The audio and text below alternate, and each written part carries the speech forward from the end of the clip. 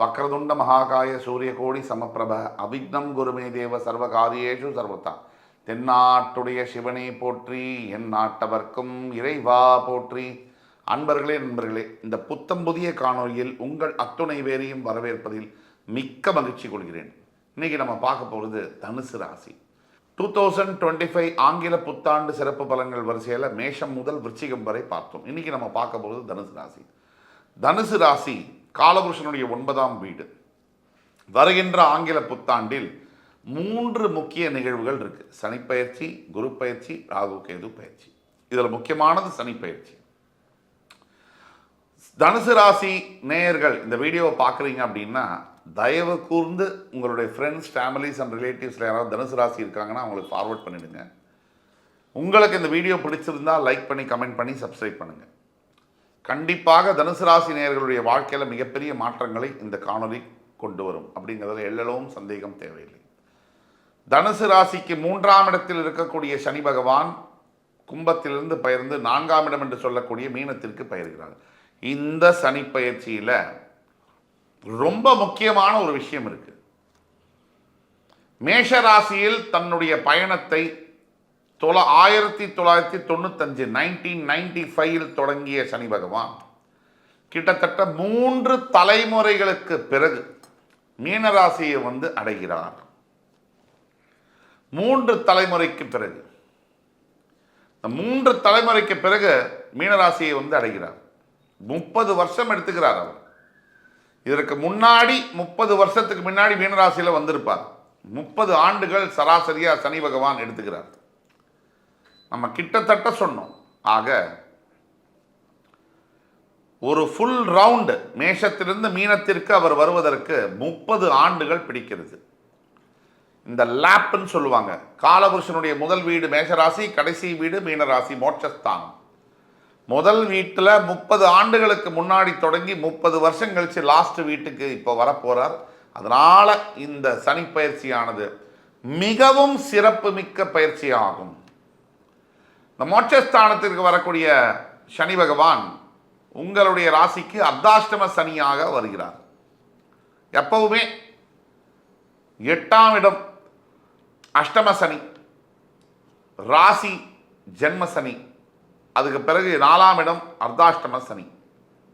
இந்த அர்த்தாஷ்டம சனின்னொடனே பயப்பட வேண்டிய அவசியம் இல்லை. உண்மையில் சொல்லப்போனால் சில நன்மைகளும் ரொம்ப குறைவான விஷயங்களில் கேர்ஃபுல்லாகவும் இருக்கணும். உங்களுடைய உபஜயஸ்தானாதிபதி 2ஆம் இடத்திற்கு மற்றும் 3ஆம் இடத்திற்கும் அதிபதி. தனம், வாக்கு, குடும்பம். 3ஆம் இடம் உபஜயஸ்தானம், சகோதரர்கள், நண்பர்கள், பார்ட்னர்ஷிப்பு, முயற்சிகள், தைரியம், இதையெல்லாம் குடிக்கக்கூடிய 3ஆம் இடம். இந்த 2த்துக்கும் அதிபதியான சனி 4ல் போய் உட்கார்றார் உங்களோட ராசிநாதனோட இன்னொரு வீட்டில். ஆக முக்கியமான ஒரு வீடு. ராசிநாதனோட 4ஆம் வீட்டிற்கு போகக்கூடிய சனி பகவானால் எண்ணற்ற யோகங்கள் வரக்கூடிய வாய்ப்பு தனுசு ராசிக்கு உண்டு. என்ன சார் அர்த்தாஷ்டம சனின்னு சொல்றீங்க, எண்ணற்ற வாய்ப்பு எப்படி சார் வரும்? வரும் சார், டெக்னிக்கலாக வரும். அதை எக்ஸ்பிளைன் பண்ணி நான் சொல்கிறேன், ஃபுல்லாக கேளுங்க. இந்த 4ஆம் இடம் என்று சொல்லக்கூடிய மீனராசிக்கு வரக்கூடிய சனி பகவான் உங்கள் ராசிநாதன், அதாவது குருக்கும் சனிக்கும் பகை அல்ல, சமக்கிரகங்கள். இதை முதல்ல புரிஞ்சுக்கணும் அடிப்படையில். இந்த 4ஆம் இடம் என்பது வாகனங்கள், பெரிய சொத்துக்கள், டாக்குமெண்டேஷன், இதெல்லாம் குறிக்கக்கூடியது. சனியுடைய காரகத்துவத்தில் கூட பேப்பர் ஒர்க் வரும், டாக்குமெண்டேஷன். ஆக இந்த 4ஆம் இடத்திற்கு சனி வரும்பொழுது தனுசு ராசி நேயர்கள் அசையா சொத்துக்களை வாங்க சரியான நேரமாக வருகிறது. ஆனால் அம்மாவுடைய உடல் ஆரோக்கியத்தில் கவனம் தேவை. இந்த 4ஆம் இடத்திற்கு வரக்கூடிய சனி பகவான் தன்னுடைய 3ஆம் பார்வையால் ரிஷபராசியும் உங்களுடைய 6ஆம் வீட்டையும், தன்னுடைய 7ஆம் பார்வையால் உங்களுடைய 10ஆம் வீடு என்று சொல்லக்கூடிய கன்னிராசியும், தன்னுடைய 10ஆம் பார்வையால் உங்கள் ராசியவே கூட பார்க்குறார். சனி பகவானுடைய பார்வையை பற்றி அவ்வளவா கவலைப்பட வேண்டாம். அவர் இருக்கின்ற இடத்தை தான் வலு அதிகம். உங்களுடைய ராசிநாதனோட இன்னொரு வீட்டுக்கு உபஜயஸ்தானாதிபதி வராரு, அங்கே தான் கவனிக்கணும்.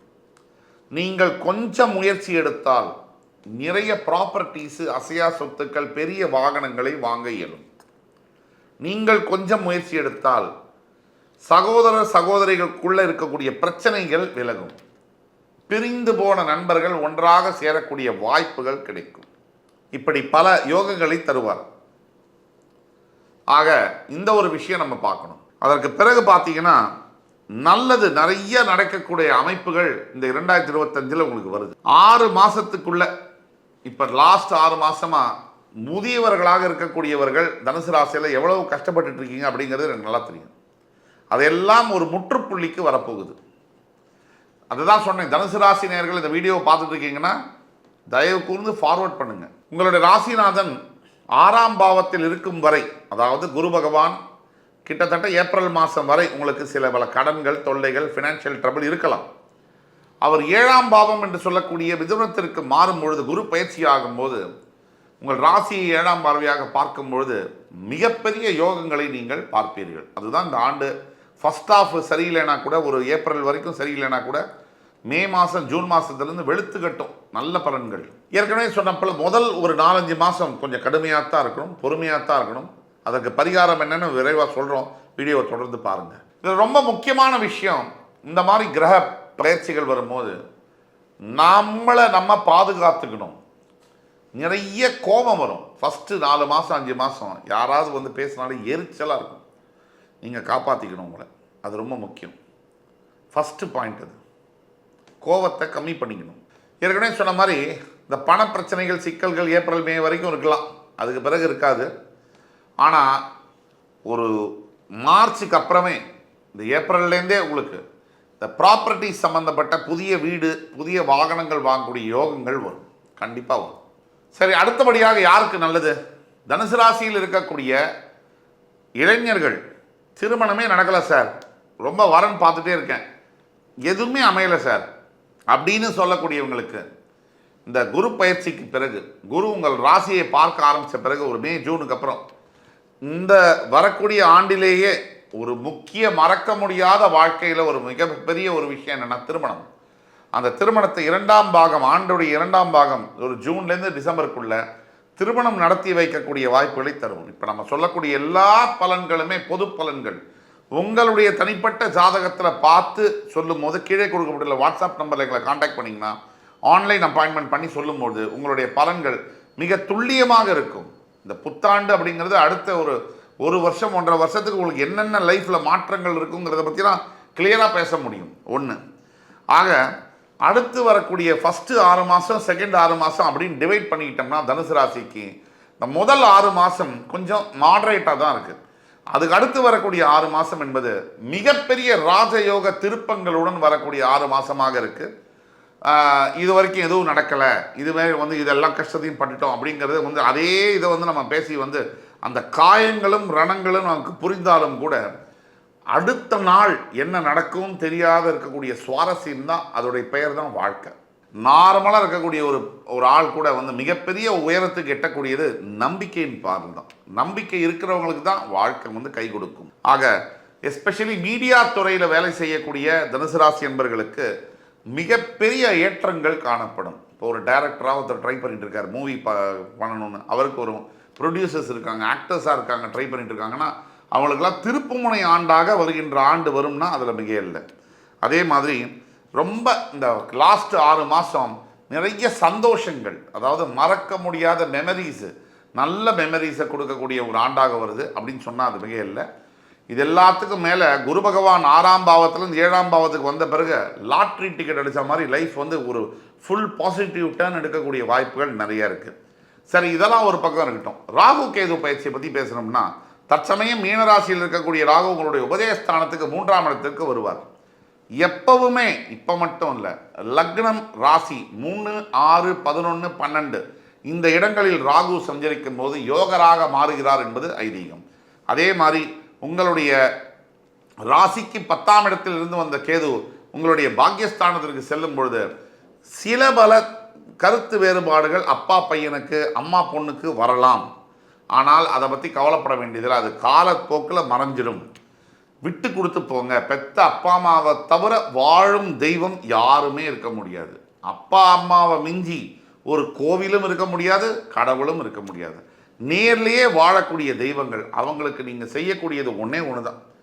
பெரிய ஒரு கோல்டில் அபிஷேகம் பண்ணணும்னு கூட அவங்க எதிர்பார்க்க மாட்டாங்க.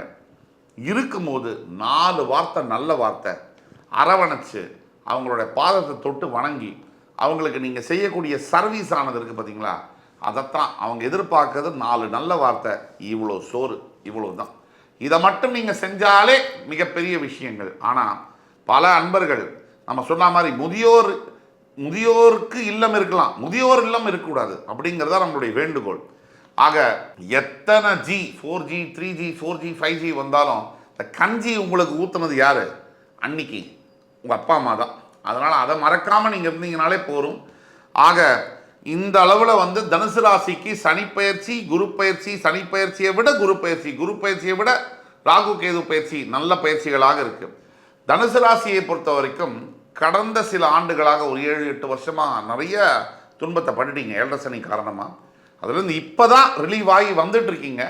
இனிமேல் உங்களுக்கு ஏற்றங்கள் தரக்கூடிய ஆண்டாக அடுத்த 2-3 வருஷங்கள் வருது. அதில் முக்கியத்துவம் வாய்ந்த ஆண்டாக வருகின்ற 2025 வருகிறது என்றால் அது மிக இல்லை. பரிகாரமாக நீங்கள் என்ன செய்யலாம் அப்படின்னா, ஷோலிங்கரில் இருக்கக்கூடிய லட்சுமி நரசிம்ம பெருமானை படியேறி தரிசனம் செய்து வருவது மிகப்பெரிய நல்லது.